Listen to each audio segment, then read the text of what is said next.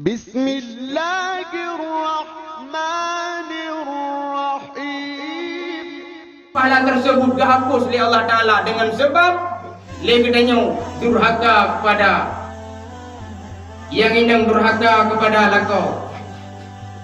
ni on nó từ út phải ngạ ngạ gọi mà nhờ mi ho nữa thì ra nữa quan tất cả chiếc lùng lùng hơi hơi bây giờ nó không nghe hàng được chung cu hơi bên đây không nghe hàng được kami dua orang yang berbahagia seandainya istri yang durhaka kepada suami yang ibadah yang setiap yang kita kerjakan hanya tung oleh Allah Ta'ala itulah walaupun nyo anggap kamu nyo sebagai orang yang hana ibadah, orang yang paling bro, namun yakin dan percayalah, orang yang paling bro nyo adalah orang yang imat doa kedawan. Keramat kamu agak, ketua keramat ke promoh orang lain hang keramat, ini keramat.